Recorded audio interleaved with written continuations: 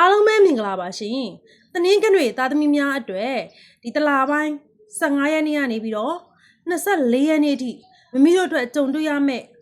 ကံကြမ္မာအစိုးကောင်းတွေစောင်းရန်ရှောင်ရန်များနဲ့အဆောင်ရေရာများကိုဟောပေးမှာဖြစ်ပါတယ်။မိမိတို့အတွက်ဒီလိုကာလဟာတဲ့အတိုက်ခံနေကြားထဲမှာဖြစ်ထိုးမဲ့အောင်မြင်မဲ့ကာလဒီလိုတော်ရင်းနဲ့မှာမိမိတို့အတွက်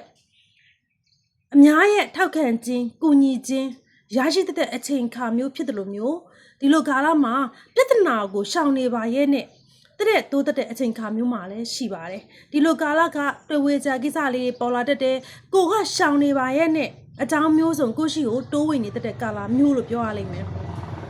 ဒီလိုကာလမှာတဲ့ဆုံးဖြတ်ချက်မပြတ်မသားကိစ္စလေးတွေဖြစ်ပေါ်တတ်တယ်လုပ်ငန်းခွင်အဓိကလုပ်ငန်းခွင်နဲ့ပတ်သက်ပြီးတော့အပြာဆိုင်တိုက်ခံပေါ်တယ်ပြီးတော့နောက်တစ်ခါကျတော့ကို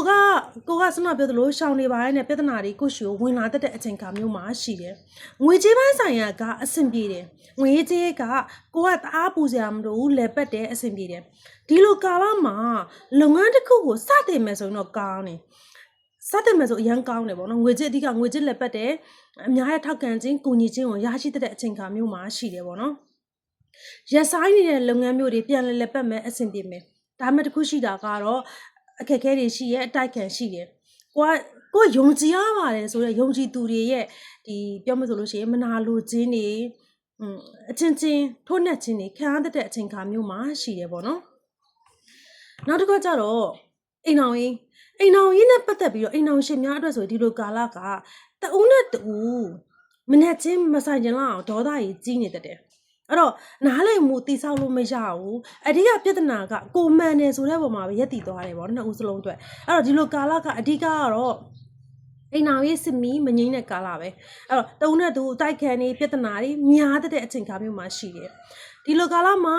ချစ်သူတွေဒီအိမ်အောင်ဘက်မရှိတဲ့ချစ်သူတွေပေါ့နော်ချစ်သူတွေဆိုလို့ရှိရင်ဒီလိုကာလကကိုယ့်ရဲ့ချစ်ခင်သူကအဝေးကိုထွက်သွားတာစီးပွားရှာတာခွဲခွာဖို့ဒီခွဲခွာရဖို့ကံရှိတယ်ပေါ့နော်နောက်တစ်ခါကျတော့ဒီလိုကာလမှာတဲ့ကျမကြီးအဓိကတော့ကျမကြီးကိုဂူးဆိုင်စေချင်ပါတယ်ကျမကြီးနဲ့ပတ်သက်ပြီးတော့အဆိုင်နာတာလေတို့လေအောင်ကြီးဖြစ်တာမျိုးတွေကြုံတွေ့ရတတ်ပါတယ်ဒီလိုကာလမှာအိမ်မက်ဆိုးလဲမှတ်တတ်တယ်ကိုယ့်ရဲ့ဆွေမျိုးတိုင်းဝိုင်းတွေကသူတွေကိုတိတ်ဆုံးသွားပြီးသားသူတွေကိုပြန်လဲတန်းတာပြီးတော့အိမ်မဆိုးမှတ်တာမျိုးတွေထိတ်လန့်စရာမျိုးတွေကြုံတွေ့ရတဲ့ကာလမျိုးမှာရှိတယ်။ကျမကြီးနဲ့ပတ်သက်ပြီးတော့ဆွမ်းပြောသလိုအဆိုင်လေတို့လေအောင်သတိထားပါနော်။နောက်တစ်ခါကျဒီလိုကာလမှာတဲ့ခီးသွားဖို့ကြံစီနေရဆိုတဲ့သူတွေကြတော့ဒီလိုကာလမှာအချိန်နှောင်နေကြံ့ကြတတ်တယ်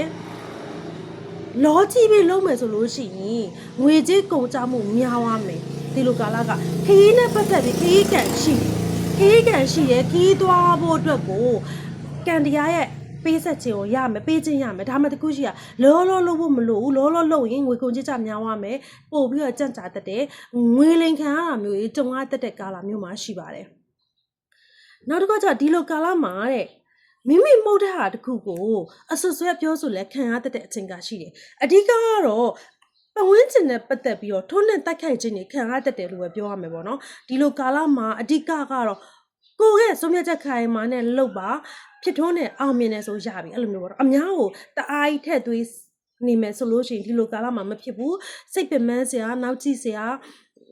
စိတ်ထိုင်းမိုင်းပြီးတော့ဖြစ်နေတဲ့ကာလမျိုးလို့ပြောရလိမ့်မယ်ပေါ့နော်အဲ့တော့ကံတရားရနဲ့ကြည့်မယ်ဆိုကံကောင်းတဲ့ဘက်ကိုသွားနေတာအဓိကကတော့အိမ်အောင်ကြီးနဲ့ပတ်သက်ပြီးနားလည်မှုတိဆောက်လိုက်ရင်ရတယ်ပေါ့နော်ကျန်တဲ့ဟာကံကောင်းတဲ့ဘက်ကိုသွားနေတဲ့ကာလမျိုးမှာရှိတယ်ပေါ့အဲ့တော့ပိုပြီးကံတရားရဲ့ကားမွန်တဲ့အထောက်ပံ့ကောင်းရရှိအောင်လွတ်ဆောင်တဲ့ရည်တွေကတော့ကျမတို့ပကံများတစ်ချက်မှာ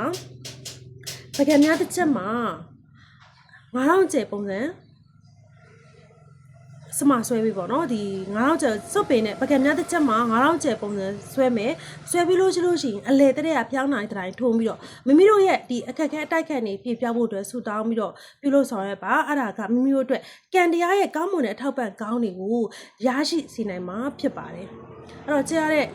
တို့သားမိတ်ဆွေများအားလုံးအေဂျင့်တာပျော်ရွှင်ကြပါစေမိမိတို့လက်ရှိရောက်ရှိနေတဲ့နေရာဌာနတွေမှာအေဂျင့်တာပျော်ရွှင်ခြင်းနေနဲ့ပြည့်စုံကြပါစေရှင်